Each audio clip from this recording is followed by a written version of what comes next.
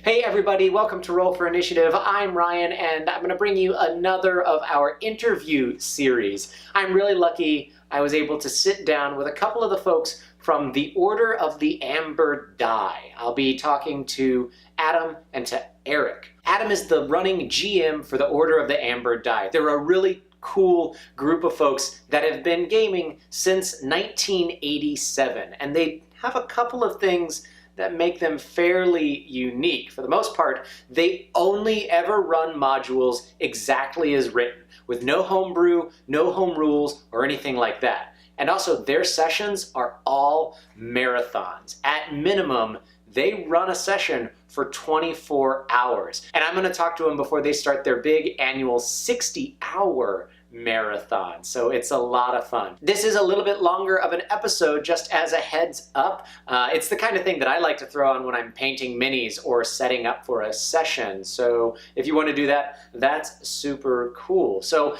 again, here's my interview with the Order of the Amber Die. Adam and Eric, thank you so much for finding the time to sit down with me for a little while, and let's kind of jump into things. So Order of the Amber Die has been going on since the late 80s. Yes. Which is pretty awesome as far as it's a pretty nice gaming group to stick around. I kind of wonder, are any of the founders still actively playing? Well, that would be me, and then we do actually have once a year one of the other 1987 originals does come back and play. Puts aside obligations and everything, and travels, and the whole thing. Because a lot of us do travel to play, so sure. But yeah, once a year. Then we've got a lot of members that are from mid '90s, early '90s that we picked up. There's been 26 members overall across 31 years now, and then we always have about 10 to 15, maybe active, so that can be used for projects and campaigns and stuff like that. So. Wow, I think next year's my 15th year in the Order. Wow, that's amazing. That's really cool. I mean, so now you focus entirely on Pathfinder adventures and all of that. Correct. Yes. So, but I'm guessing since Pathfinder came around in the 2000s, that there were a few years there that you were just kind of playing. Was it homebrew? Have you always done your thing where it's play the adventure, play the module as written, no alterations?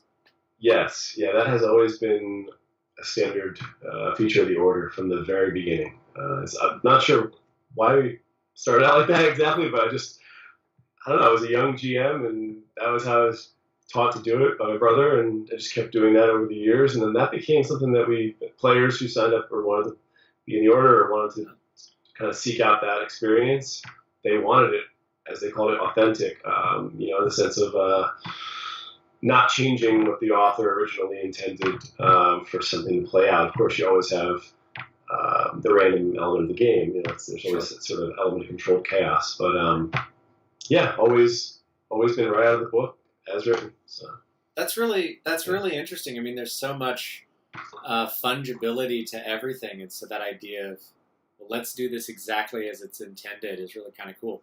Does that extend all the way to the rules and the game manuals and all that? Do you have any house rules that you do allow, or is everything RAW, rules as written? That's a good question, actually. Yeah, we do use, there's one house rule that we have in our regular campaign, our fun campaign on the side, or we would love to bring it back if we could, but that was instant kill from 3.5, which was a natural 20 threatening critical, and then another natural 20, which would confirm the crit. Then it opens up a third roll, and if that's a hit, it's just an instant kill. Yep. And that goes all the way back to 03. It was a while back. Yeah, I've definitely lost at least 4 or 5 characters to that roll myself. But I've also, killed more monsters than that again 10 times. And it does happen. Yeah, it goes both ways. Yeah, it goes both ways, definitely. Yeah. So the GM tends to roll more dice, so it's really scary sometimes. He goes, natural 20. I'm like, oh, here it comes. He goes, natural 20 again. I'm like, there goes my guy. Yeah, there's GM tends to have a few more dice to roll. Yep. Here and there. So you guys are just coming off of the heels of PaizoCon there in Seattle. Yes. Is that local to any of you, or did all of you travel to go to that? That was a big one. Yeah, that was large trip. All of us from the East Coast actually went and met up because we are spread out. We do have a member that's in Seattle, Savannah Broadway, and we met her out there. But the East Coast crew, that's kind of probably half the order, is New Jersey, New York, Pennsylvania, and we all teamed up to go. Yeah, we flew out there, and it was a long flight for us. We're not used to. I mean, I guess 6 hours, 7 hours isn't too bad for most people, but for us, we should drive, places around here because New Jersey's accessible to everything, so we don't fly often. So everybody is really spread out. I'd love to hear sort of how has that affected things. I mean, when you first found it, sure, the internet was around, sort of, like AOL Instant Messenger. Oh God. Or IRCQ or something like that. So how has the connectivity of the group and being able to get together evolved over the last, 30 odd years? And then how has things like Skype and Roll20 and Rabbit and all that stuff, how has that affected things? That's a good question. We actually have kept it always very organic. I mean, just in-house all the time, that table experience. We've never really wanted to get into any of the Roll20 or play-by-post or any of that stuff.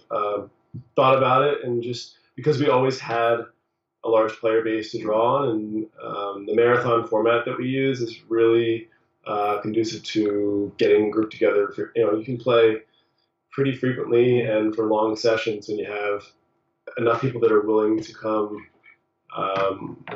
travel, say, 12 hours, but to play for 4 days, you can expand your player base. So we've never really had that problem. I mean, we always had a pretty big group, and I thought about Roll20 though. I have, enjoyed watching some of the different campaigns online and so forth that use it. So we do like the energy in the room though. That's always been, something that we've always been focusing on. I mean, there's nothing like 5 guys in the room jumping around, slapping hands, and when you drop the dragon, especially when he's GMing it.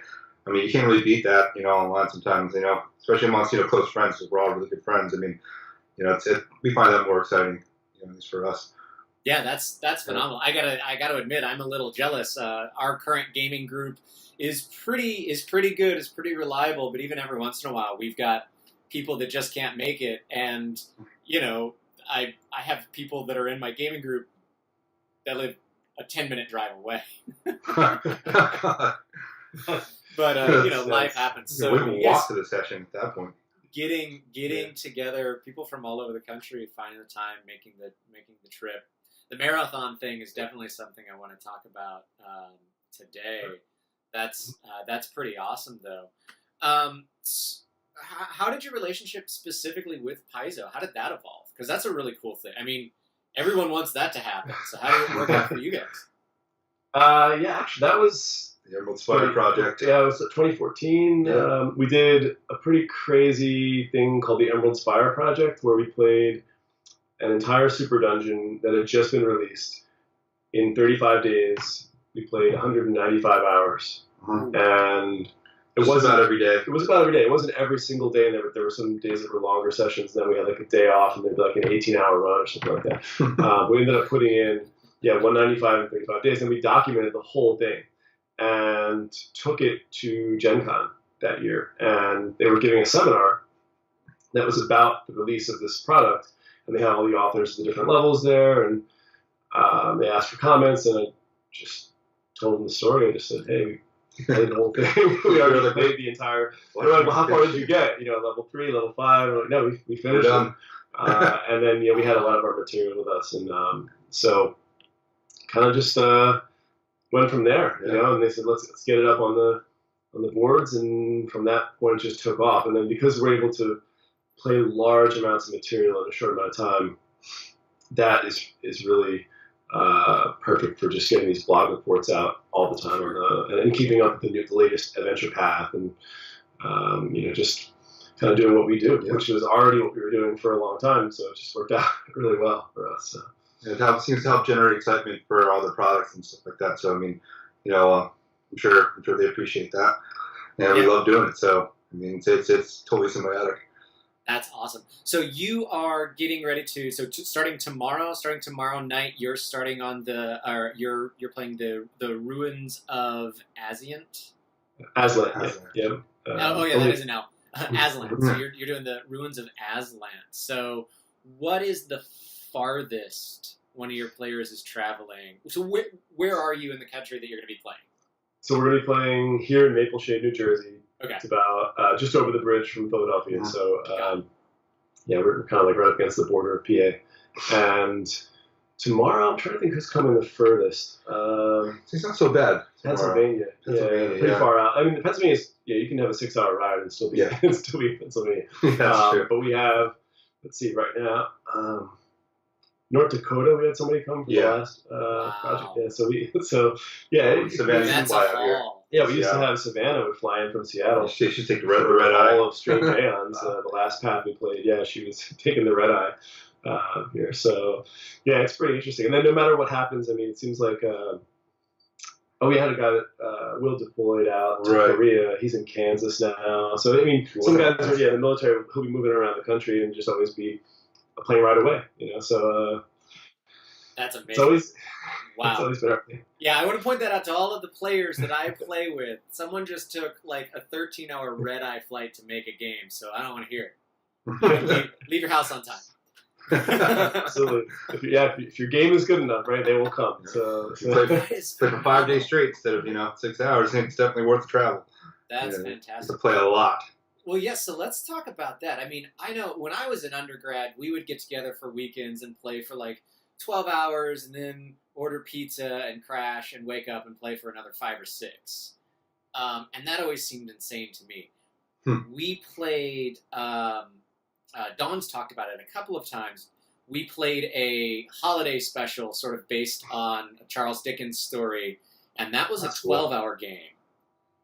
And just personally, I'm like, I don't know that I ever want to do that again. I think I'm at the point now where I'm like, no, 12 hours is a bit long for me. You're expecting to play 60 hours of your current campaign. Yes, in 5 days. Yeah, that's actually. We won't even get together for 12. We might. 12 if it's local guys. Yeah, okay.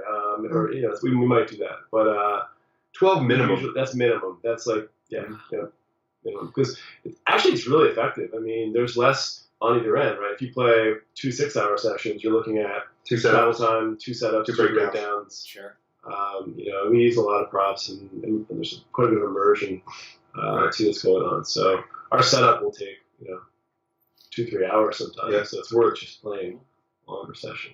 And what does a lot of your setup look at? Like, the successive things like Critical Role, we see a lot more dungeons and terrain and sculpture, music, all of that kind of stuff. We love to. We had a session where all of our characters were at a carnival, and we cooked carnival food. Great. So you're talking about immersion. Awesome. Yeah. What does your setup look like? What makes it worth a 12-hour game for some of your players as far as that immersion goes? I guess it varies almost every time. Like this one, I'll just use this one for example. So we're underwater for this adventure, and so we've got a 360 panorama around us that we're going to play in of underwater scenes. Each one is a bed sheet. It's a king-sized sheet with a digital print on it of, coral, merfolk, stuff like that. And so we'll be inside of that with 2 ice lights that'll be up on the ceiling, like a watery effect. Yeah, they move. We have ocean waves, and stuff like that. We have lots of sounds we use. So lava lamps. We have like an underwater lava lamp effect we've used for this one. We have terrain that we just received today, actually, in a package from Black Bart Studios that is just fantastic, beautiful terrain from part of the adventure. It's built to spec. It's exactly this. Actually, I don't give away too much because the big bad guy looks exactly like. It's just like what you're about to. But no, it's fantastic, and it's got coral pieces on it, and it's incredible vegetation, like underwater plants, and just really neat stuff. So we've got that. I'm trying to think what else. There's a couple other things we have going on. Oh, we have some interesting music that we said. What's the name of that band? It was the Underwater Band. Underwater, yeah. They're all playing music underwater. I can't remember. And I'd say it's like Swedish or something like that. Yeah, you can YouTube it to me. Just Underwater Band. go. Sure. So we're using that for some of our music, and so it's interesting. And we'll turn the temperature down pretty cold because we want it to feel like we're 150, 200 feet in the ocean. So we'll be just kind of cold all weekend. It's fun. Wow. It's summer out for the cold right now anyway. That's awesome. Yeah, wow. Really talk about getting your players immersed in it. Do you always have just one permanent GM? Do people take turns just depending on the module or the adventure? It's just him all the time. And we love it that way. That's the way it's always been. Man, wow. He's a trooper. He preps like a monster. I can't believe how much time he spends just preparing stuff. He'll just be texting, I'm furiously prepping today. Can you help me out with the other players? I'm like, sure, no problem. What do you want me to take care of? Yeah, that's where the player captain comes in. That's important. You got to manage some of the guys, you know what I mean? So it takes them off the plate. How many folks are you expecting for this marathon? 6. Let's see. We have a core of 4 that play in every project because the adventures written by Paizo for their APs are 4 characters, 15-point builds. So we play everything exactly as written. And then we'll have extra people come in. Like there's an NPC. So we have 2 NPCs that are with the party right now. They're going to be live NPCs played by OAD members this weekend, and then they're going to cycle a little bit. I think there's going to be one here tomorrow night that won't be here Monday, but there'll be one here Monday, Friday, and so forth. Yeah, because people's schedules will. That's actually the joy also of having a big membership is that you can tap people for different roles. So, we'll say, hey, I have the perfect character for you for this. If you want to come play an NPC in a project or it doesn't always have to be a PC. We operate differently than some other groups like that. So, how many different adventure modules have you played? Do you have one of those like scratch your race boards every time you've got one? We do have a list. It's actually it's in our Dropbox. We have a list, and it was a number I used to hide from. 148. Wow. So that's amazing. Yeah. That is. Don't do the math. Well, no, I'm sitting there thinking about it in my head because I was like, okay, wait. So they say that you spend 10,000 hours, you're an expert. 148. You're doing 12 to 60 hours per each one. I think that might be expert level tabletop gaming. It's been a long road. A couple times I've been at Gen Con and people have said to me when they had that museum set up that was the Lake Geneva. Yeah, we were there that year. That's such a cool thing. Yeah, that's right. It was last year, right? Gen Con. It was beautiful. Yeah, and it had a really nice walkthrough and tour and everything. And they're saying, I don't know, even going back, people were saying that were in the area. And I want to say it was, I know Frank Menser was there giving a tour at the time, but there were just some big names walking around, talking about the number of hours people had played or dungeons they had crawled.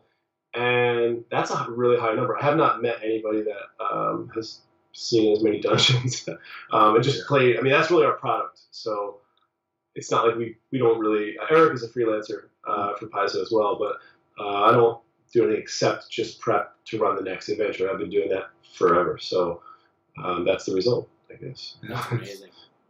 We played a lot of the great classic modules, Gygax, and we've been blessed to play so much great material. That's really cool. Do you have, I mean, it's got to be tough to pick a favorite for anything that you love this much, and especially with 148 of them, but do you have one that really stands out, either because it was memorable or it was the perfect party or something so horrible but it was hilarious? I mean, is there one standout, Adam, for you and Eric? Actually, I'd love that you asked that because we were asked that a couple back. And I gave an answer that was off the top of my head, and then I thought about it later, and I was like, no, there is one that I go back to all the time. So off the top of my head, sure, I could say Heart of Nightfang Spire is what I said before by Bruce Cordell, mostly because of the experience that it gave us at the time. Incorporeal was really powerful at the time, and it was one of the toughest adventures we'd ever played. So it sticks out as very difficult. But overall, Night Below, which was 1996, I believe, maybe 95. Yeah, that came out. Yeah, it was a box set. And we ended up playing this box set twice because we liked it that much. It was an Underdark campaign where you go through 3 books that are just incredibly, one was 296 pages, one was 64 pages. and you just spend No years drought. doing this, and no drought. No Right? So drought. Underdark campaign, Huh. no drought, and just really awesome. Yeah, definitely worth checking out. Yeah, absolutely. Uh, Eric, one that sticks out for you? Absolutely. Keep on Borderlands. That's always been my favorite. We played through it 3 times. We died 2 of the 3, and we finally finished it. But that's one I always go back to. It's so challenging that we actually have to try it 3 times just to finish it. Sure. And Adam did this cool thing at the end where we actually fought some of our old characters that have been turned to undead. You know what I mean? So we're fighting these skeletons, zombies, and stuff, and all of a sudden, you recognize that one's an elf wearing this. I'm like, oh, it's my character from the last mod. No, so that was a neat little thing to experience. So I gotta wonder, how do you deal with a TPK in the middle of a 60-hour marathon? You're 20 hours in, and you just get a wipe. Good question. Yep. Well, it depends. If you want to continue playing the same, module, especially because if he's put so much time preparing it, then we just roll up new characters and we start over. Or sometimes, we'll be out by the fire after a session or 2 and we'll be talking, amongst ourselves and, what do you want to play next? What kind of group do you want to do? You want to play all bards? You want to do a stealth group? Let's play all like rangers and druids, play in the forest. So we'll start throwing those ideas around, and if we have time, we'll revisit them after TPK. Adam will go into his vault of modules and pull out a couple things and like, how about this one? Like, let's go. We start a new campaign right there on the spot. That's awesome. Wow, that's I might really cool. Lock myself in a room for 5 hours, and all right, guys, you go make characters. Right. I'm gonna go prep. We're on. Yeah, it's very exciting. It's happened before. Now, if it's a project, it's very different. So if it's for Paizo, then that's it. That's it. It's done. TPK is the end of the road. Yep. So. And then all of a sudden, you've got 40 more hours to just hang out. Yeah. There's a lot we can always work on with the order. So, and we're all friends. I mean, that is something that's central to all of this. Is just the friendships that have built over the years, and I think that for us, a marathon is also just a chance to hang out. Yeah. And so. Yeah. No, we already bought all the food. Yeah. Might as well, might as well stick around and eat it. We would probably play something else Yeah. that was fun that wasn't part of the project, just so we could use the time. But Yeah. but if it happens, like say with 10 hours left, we'll just Right. have a good time, reminisce, maybe reflect. We like to do that a lot. Oh, Giant Slayer. How I miss thee. Yeah, we did TPK. Mm-hmm. Our Our first community. So, Module 6, thankfully. We made it all the way there. We just couldn't quite finish it. But that was a hard thing to stomach at the time. All right, so that's, a lot of cool stuff that I just personally wanted to know about what you've been doing. Now I got to try to get you as close to that NDA line as I can for what you're going to be doing.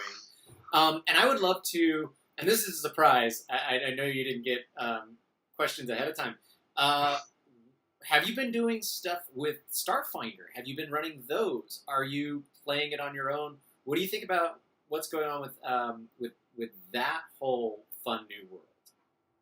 I've read the core rulebook. I really like it. That's not quite what we're focused on at the moment, so we're not doing it as OAD. But I think it's excellent. Adam, do you have any plans on maybe doing let's get together, let's do a half a day Starfinder? Yeah, when Eric took a look at it, he really liked it, and he was, that kind of sold a lot of us on maybe taking a look at it and seeing if we could put something together. It's very difficult with our schedules. Sure. With the Pathfinder playtest is a lot to take on in a year, and then on top of that, trying to finish up Azlant, and we're playing I think every 8 weeks right now. We're marathoning. That's a lot for us. That's even for that because you have to get an entire adventure ready. So every 8 weeks you're doing another 60-hour thing, or would that be maybe every 8 weeks another 12-hour? 60. Wow. Yeah. Oh man, this is It's the marvel of scheduling. It is a lifestyle. It's a lifestyle. Right. It is definitely a lifestyle. Yeah. That is phenomenal. Any given day, there are order members kind of floating around, and they're dropping in and out, and we're working on stuff if they're in the area, or if they're just passing through, or we're working even. I'm on the phone every day with, I would say, a few members working on something for a project or something coming up, or arranging a new showcase for the next setup for a blog or something. So something like that. Always working. I think we're approaching 200 emails exchanged between the players over the last 2 weeks. Wow. So sure. just to gear up for this, That's amazing. Well, Virginia to Jersey's not too bad. If you do a Starfinder, shoot me a Yeah. Now the playtest, I definitely want to know about what you think about what's going on with playtest wise. What you think about 2.0. That's all of that's going out. I mean, we sent out our thoughts when things were still pretty nebulous and we didn't know what was going on. There's plenty of new information that's come out there. So I guess just as fans, and I think 60-hour marathons qualifies anyone as a fan. Just with what's going on that you know of with 2.0 and everything like that, what's got you really excited? What are you looking forward to? What gets you going with the new material that's coming out?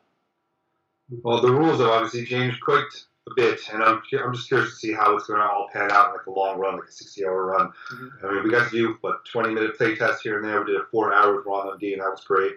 But I want to see how it holds up, over a long extended period of time, and how the rules really play it that way. The combat's definitely very exciting. It's dynamic. There's a lot of movement. It's a lot of 3 attacks around first up. It's crazy. Yeah. But I know that one of the sort of, obviously, no one's going to be able to avoid comparisons between 5e and Pathfinder 2.0. And I know that with 5e, combat has sped up, become a little bit more dynamic. And one of the complaints some people, especially GMs, have had is that it's so much harder to die in 5e now. What do you think about specifically combat? And Eric, you were kind of talking about that. And then is it harder to die? Is it harder on the GM with what you've done with 2.0? Yeah, it's harder to die. Yeah, definitely. It's definitely. I noticed that right away. Mm-hmm. You were saying it was kind of reminiscent of 5e or even 4e, vaguely, with some of the dying rules. Once you're at negative hit points, it takes pretty much 3 rounds of death for you to actually die. I mean, negative hit points is irrelevant at that point. You know what I mean? Obviously right now it's like you get hit for 100 damage, you have 50 hit points, you're dead. That's it, right there on the spot. But it doesn't work like that anymore. Sure. So I'm curious to see what they're going to do with that, how it's going to work. Because it's going to be different. PCs, that's what's going to happen. But if you're fighting at orc, does that same rule apply? You got to take 3 rounds to die. So you're fighting 20 orcs. Now you got to track death rounds for 20 orcs. I don't know how it's going to happen. Yeah, that's on the GM side. Yeah. That is where it's going to get really interesting. So you have to mark each creature that's down, right? And 20 orcs we've had. Yeah. In Giant Slayer, you're looking at a whole bunch of giants on the board, and you're trying to make sure each one is being tracked properly. And against the giants, when we played the Gygax version, we had sometimes 30, 40, 50 giants out there. It was crazy. And so I know that could be tough on the GM. I also like a lot of things about it. I like the mobility, like you mentioned. That's actually my favorite part of 2.0. It's just that it's so maps are being utilized on such a larger scale now, where you're not just running into each other and then full attack, 5-foot stepping all over the place, a little 5-foot shuffle we call it, because it's just like a chess game of 5-footing everywhere. And now you can move 3 times around if you want. So you're using a larger area, and I think that's going to provide for just a lot more strategy. Right. Would you compare it to some of the other, like the wargaming that's out there a little bit more? Actually, having played a bunch of Warhammer 40K, I played that for several years, and I think it has some of the best elements of wargaming, and almost like it's a toss back to the original 1974 type of, where the rules were essentially for tabletop wargaming originally, and you were leveling up, giving levels to characters that survived mass battles and things like that. In the original, I think Dave Arneson, what he had come out with originally was that. But I think that it has great elements from tabletop tactical strategy that are going to be in it that I'm looking forward to. And then we're just a couple concerns here and there, but mostly, it played out really well. I just want to see more already. I want to see more rules. We got a good dose of it. We really did, but I want more. Now, is there anything, as close as you can talk about it, is there anything that came out, either classes or abilities, feats, races, straight up gameplay? Is there anything that you've experienced so far that just you didn't see coming? It was complete left field for you? Attacks of opportunity? That's probably a big one. I tested it too. Yeah, that one, attacks of opportunity. Right. Yeah, so how does that work in the new one? They're sort of gone. Yeah, that's it. They don't exist unless the creature has it as an ability. So I got into Melee and just wanted to see what would happen, and just was basing what we call base. So I was just adjacent to a lot of creatures and just moved right through the battlefield just to see what, and provoked from one skeletal warrior or something who happened to have an attack of opportunity as a special ability. It was like, okay, wow. So you could really, spellcasters have a lot more to worry about as far as people pushing through the line and hitting the soft rear and stuff like that. I mean, it's going to be a different game for sure. And you're never really as safe as you were, but also it's a lot more unpredictable with what from one round to the next, what the battlefield's going to look like. And you can definitely predict that when you see two groups just slam together and you're like, all right, cool, that guy's stuck here. He's surrounded by a bunch of people. But now without the AOs, you can move anywhere, really. We're going to have to relearn all our good work.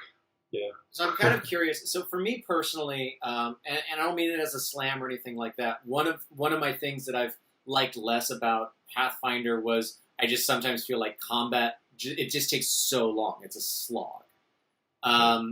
Do you think that the new tactical situations is going to speed it up or at least make it feel faster? Or do you think it's going to still feel a little more crunchy and grindy, and that's just a part of what Pathfinder does? It goes pretty quick, right? It was pretty fast. That's a good insight, though. I think you're right. Like, I think they do try to appeal more to the crunch and the grind players, but this is designed to be a more streamlined version of that. It was very fast. We played it at PaizoCon. It was really fast. And I think that it will always be that if you know the rules and you play all the time in one system, Pathfinder just continually rewards you that way. Right. Like, for example, the Order, everybody here is expected to study the combat section. There are all kinds of quizzes or stuff. Whatever. Eric keeps the players in line with all the rules. They have to know about everything all the time. And so it's like, they are just sharp. They can move quickly in battles as you're talking about, they get quite lengthy in Pathfinder. Better you know the rules, the smoother it's going to go. And my only one exception to that, I guess, would be higher level combat. Right? I'd love to see, and I hope this is solved in the new edition, higher level combat streamlined. Because that is definitely, I know from testing this over and over with the marathon system, we come like Sunday, sometimes we've been halfway through an adventure instead of finishing it Sunday morning. And we're going, okay, what's the problem here? It's because battles are taking so much longer at 17th level than they were. I think it's because inherently when you get more abilities, there's more options to make, you know what I mean? And more things to calculate. So when you're first level or fourth level that we played, there's only like 3 or 4 things you can do. But when you get to 17th level, you probably got 2 pages full of stuff. So if you can't make decisions quickly and you have to look up everything, then you're in trouble. And I don't know how that's going to change unless they really streamline it, like Adam said. And there's also quantity. When we start getting to, like we said, 20 orcs, I mean, that's 20 decisions that got to be made. It's 20 minis that got to be moved. Yeah. So numbers as well as high level, that's what causes games to slow down. And I don't think you can really avoid that. I mean, unless you have like the battle, like what's the massive battle system they used to use? Here's 20 guys, 1 roll. They all hit, they all miss. That kind of stuff. Unless you use that, I mean, sheer numbers will slow down your game every time. Yeah. That's what we've seen in our series. It sounds to me, though, like, just hearing you guys talk about it, like, for me, playing a hit-and-run type rogue or swashbuckler sounds a lot more fun and a legitimate play style with the tactics that 2.0 is going to be installing. So that's really cool. That's really fun sounding. I think you'll be happy with those choices. Yeah, rogues are fun. I saw 2 of them. They've done play tests. You can move, sneak attack. Yeah, it's really nice. Yeah, it's really good. Definitely go that route. Right? They can use their stealth check as their initiative check. They're ambushing people. Yeah. That's cool. Oh yeah, stealth pays off. Have you ever thought of? Well, I guess a better way of phrasing it is. So as far as conventions go, I mean, is that what you like to do there as well? Be like, well, we're going to run a convention. And then all of a sudden you get the strangers, but they've committed to maybe a 12-hour day across 3 days or something like that. We talked about. Yeah, we have. We actually have talked about. We're looking at doing something like that eventually. With even at PaizoCon, we talked about maybe having. It'd be fun to have a whole conference room to ourselves, and then be able to do what we do live, and people could just drop in and see it. And we doing a 36-hour run or something is really easy for us. Even if we had to travel with a lot of our materials, that's pretty easy. So we could do that. And The problem with conventions sometimes is there's all these other things that are going on, right, that you want to go to, and events. And a lot of times for us, if it was classic meetings, we have to be at and stuff like that. So, yeah, a 2-day run would probably be the most we could ever pull off at a convention. But I would love to do something like that so people could see it and even participate. Yeah, they can sign up for slots and play NPCs that come along the way. Yeah. Oh, that'd be a really fun way. That'd be a really cool way. Are you guys? Are you going to be at Gen Con this year? Yes, you will. Yeah, I'll be there. Yep. You too? We'll definitely be there. So we'll have to meet up and do some in-person stuff there. Do you have anything particularly fun or interesting or Beer garden. do you want to break the news on our channel first? That's our player captain. We run 2 seminars, Gen Con every year. One is a marathon gaming seminar. We just explain how we do it, so that if other groups want to try this, we show them how to put it together. And starting with, like, say, a 24-hour marathon, and if you wanted to build up more than that, but even just for most groups, that's going to be the most amount they ever put together. So we show them exactly how we, from what food we usually buy, or how we delegate tasks out. It's because all this is only possible by tapping your whole membership. You can't put all this on the GM. Right. And so we show how we do it, and that's always a pretty popular one. And then we have another one that's dynamic tabletop. What do I call it? Oh, dynamic mats for any tabletop. So it's my maps. I don't know if you've seen any of the maps that I've drawn that have been up on the blog or anything like that. But there's one that's at Paizo headquarters now permanently and stuff like that. So I show a little bit of what goes into taking a map from a module, say, and then rendering that on vinyl for a 1-inch grid. That's awesome. So, that's really cool. Some serious art techniques involved. What's that? Some serious art techniques involved. Yeah, absolutely. No, that's really fantastic. Well, that's cool. I can't wait to see you guys there. I mean, it's 30 some odd days away, so. Yep. Yeah, it's close. So you guys running any? Are you playing mostly, or? I'm playing mostly. Dawn is running a seminar. She headed up a seminar through Contessa. And yes, so she's doing one that is. She's got a handful of She's got a handful of panel members, and it's creating safe and inclusive tables. And sort of looking at that. That's a big part of what she talks about in a lot of her GM diaries. Not necessarily, as a key focus, but she just it filters in, and so she put that together and she pitched it to Contessa, and Gen Con both have been really great as far as like signal boosting and giving us support and all that. So she's running that. I'm playing a lot of games. I'm playing. I've never done wargaming, and so I'm doing some BattleTech, some Malfo, and some Age of Sigmar, just to learn it. I don't even know what those are. I know BattleTech really well. Yeah, Age of Sigmar. I heard it's a really great game though. So that sort of tactical tabletop Warhammer. I've never done it, and I was like, you know what? Let's just go all in.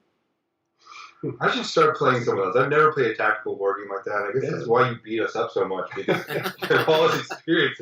I'm just going by D&D Pathfinder rules. And in my head, it's the same as D&D, except I have to measure instead of using the grids, which I'm sure is probably very, very wrong, and I will die. Yeah, they all have different, some of them you move by squads, some you move by, battalion, if it's like 2,000, and sometimes you'll move, and then 1 inch can be, larger scale on some boards, and other. Warhammer is pretty squad-based, for the most part. You pretty much have to play that for 12 hours, forget about it. It takes a while, yeah. A while. Yes, we've got those. And then on the Sunday, we saved it for our Sunday. Sunday, we're doing that big 6-hour chunk of the 2.0 playtest.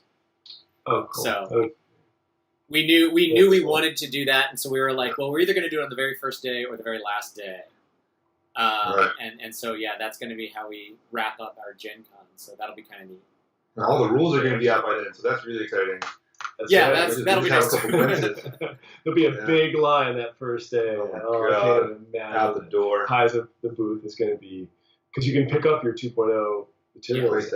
Yeah. So it's all people who pre-ordered, and it's going to be crazy. You better bring the whole company. Because that line is going to be crazy. If things pan out the way it looks like they might. I mean, we might already be pretty deep into, have already played for the blog, essentially. We won't post the blog. They won't go up until after everybody else plays. But and they're really trying not to spoil data with this one. So they're going to be running, Jason Bowman talked about this at PaizoCon, but they're going to be running 2 to 3 weeks per segment of this first adventure they're putting out. And then they're collecting data, and then Paizo will release their own playthrough of it so people can see what theirs look like.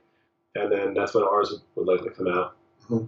Not so that way we don't go first, and then it changes the way because I mean now people have really been, the blogs have picked up quite a bit, whether it's just Paizo getting larger or just through, or it could be, 2.0 is also really hot. I mean, as far as anything, 2.0 seems to get a lot of hits these days. Starfinder's still nuts right now. Starfinder's really hot. Well, that's awesome. And in keeping with the idea of spoilers, Eric, Lynn, thank you so much for finding the time for us today.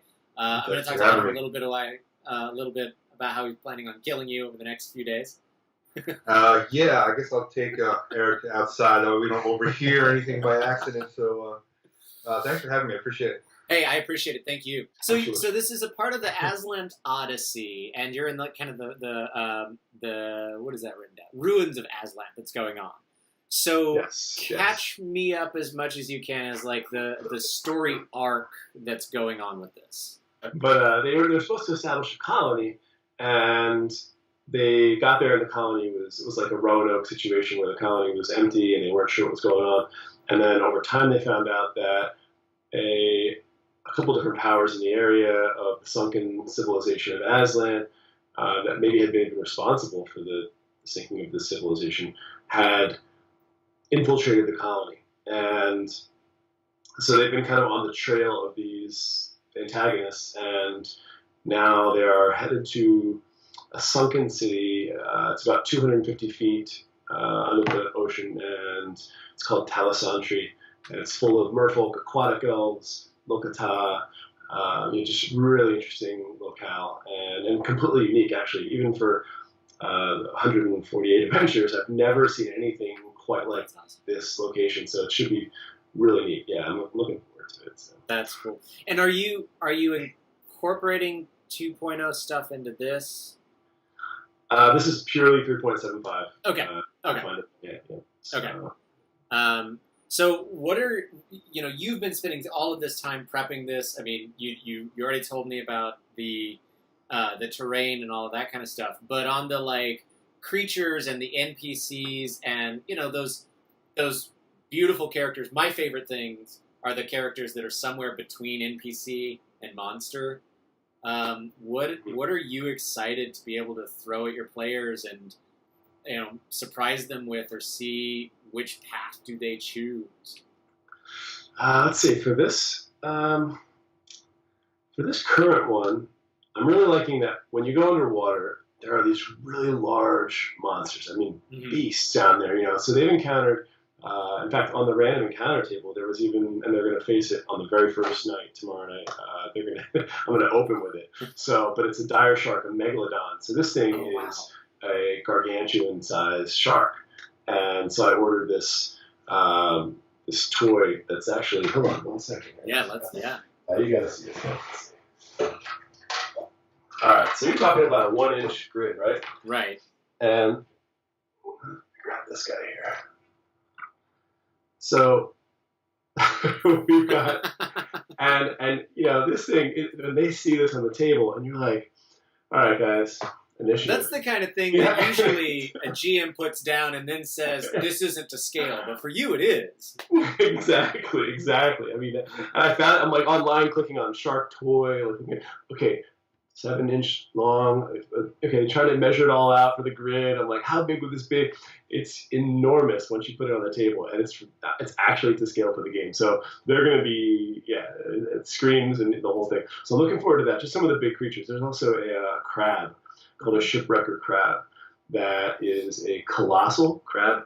So colossal's the biggest size. It's huge. I mean, you're looking at, if it's a critical hit, one-shot kill on pretty much anybody, maybe even a fighter, it's possible. I mean, the damage numbers can go so high on some of that stuff. So it's exciting. I mean, that's kind of what I like about some of the undersea stuff. But when it gets to the more, when you get into like some of the really neat creatures, there's merfolk abound in this thing. I love it. It's awesome. There are all these different classes. There's a slayer, a merfolk slayer, kind of like an assassin. They have to ward at this one part, and it's really neat. I mean, they just get to interact with a lot of different creatures. And as far as choices, because that's something that I really I struggle with sometimes in modules and all of that. For me, my favorite modules are the ones where basically there's that page that says, if your players choose to hunt down the werewolf, turn to page 82.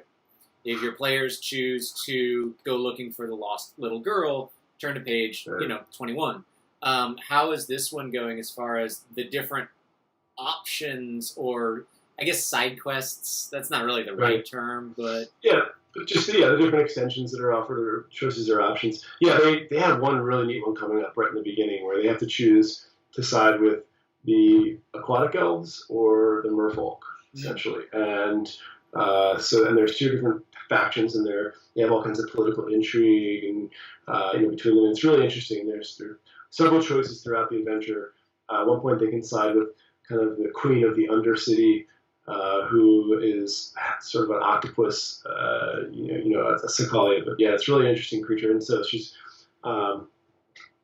just kind of crime boss, I guess, of the Undersea, and so there's a lot of options for different types of alignments, and Paizo always offers a lot of choices to different players. As far as I'm not sure what 5e looks like right now. With some of the most recent ones I'd seen, that they're kind of doing the same thing, where the new method is put out larger amounts of material and then let the players kind of pick their path through it. And if there are chunks that they don't necessarily hit, that's okay.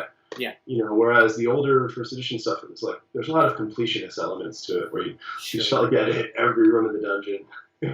So cool. That's awesome.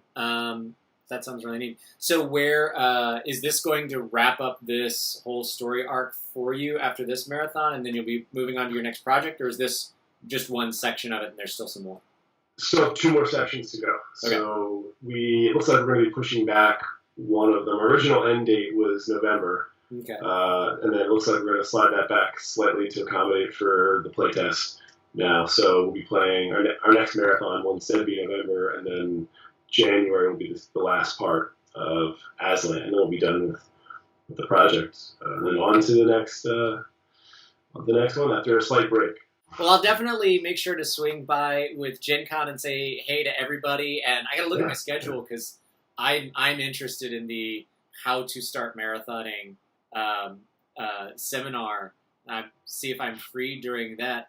I would love for you to just, so if somebody's watching this and maybe they've never done a session longer than 4 hours, or maybe they've only ever gone to the Pathfinder Society at their local game shop, or maybe like me, in undergrad, they did marathons, but hey, I'm 40 and I can't do that anymore. If someone wanted to do a marathon, let's say a 12-hour straight gaming, as much as you can, like what's a module you would really suggest for that? As well as what does that prep look like for you as far as the gamers and the players and that structure of that day? Because I mean, you said a 24-hour marathon, Right. But I can't imagine you mean and no one sleeps in that entire 24-hour section. We used to do. We actually we had so many marathons in the beginning where we just tried to go the whole way. We'd show up on a Friday night and then we'd play all the way till Sunday. And then as we got older, slowed down a little bit, you needed more sleep, and we had this thing we started to call the 4 a.m. TPK, where Saturday night we would really start to slow down, and then by 4 a.m. Sunday morning we were TPK'd out because we made bad decisions or people were just asleep on the couch, and it was like, it's your turn. Why didn't you move out of the way of the dragon's, reach? It's like, I didn't know, man. I'm just so tired, So we started sleeping, and I would say that if you're going to do a 24-hour run, you could do that without. It depends on how much immersion you're looking for. A lot of times, I think that playing a long session also helps you appreciate what an adventurer goes through if they're dungeon crawling, and kind of like that stress and the duress that they are under while they're in these cramped quarters, and they've been fighting battle after battle, and they're living under this what's around the next corner feeling all the time, and you kind of get that with the longer sessions. So, but if you did want to. Yeah, that's true. I can definitely see that. Are there any 12 or 24-hour modules that you would suggest? There's only 148 of them that you've played, so I'm sure you can think of one or two. Sure. If you were going to do Pathfinder and you wanted to do the current edition, then I always liked Crypt of the Everflame. And that one, it's Jason Bowman. It's one of the first adventures written for Pathfinder. It also has some tips in there that help GMs with some of the mechanics. So it's a great introduction adventure. Yeah, I would definitely recommend that one. And I've actually taken my nieces through that one before, their very first time playing Pathfinder, and it went really smoothly. So I think there's a lot of stuff in there for everybody. And then I'm trying to think of another.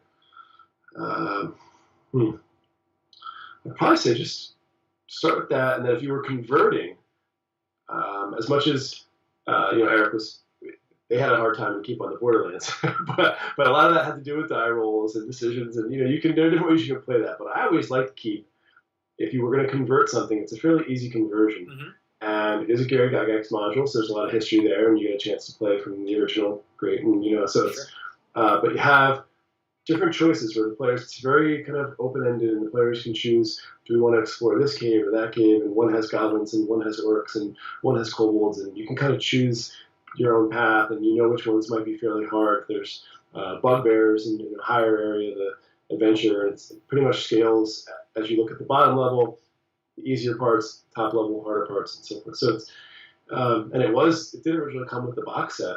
Came with the old red box of original D&D, so that would be a good conversion.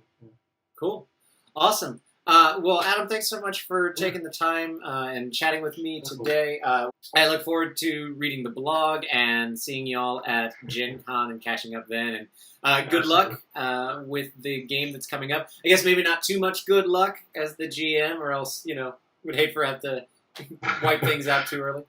Yeah, they're always, they like a tough game. So, and, that's we deliver. But, yeah, thank you, Ryan. It was a lot of fun.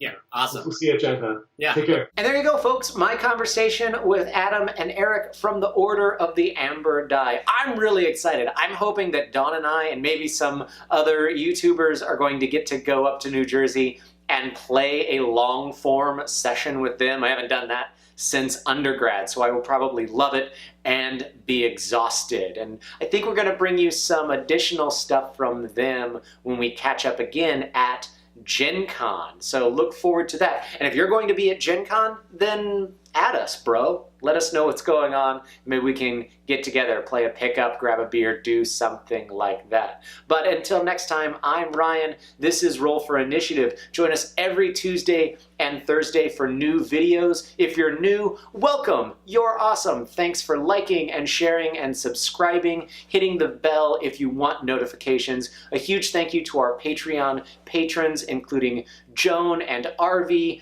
Bryce, Laney, and Sean. If you want to be one of our patrons, head over to patreon.com/rollforinitiative. Take a look at some of the perks, help us continue making videos and making our videos better. But thanks, and I'll see you next time.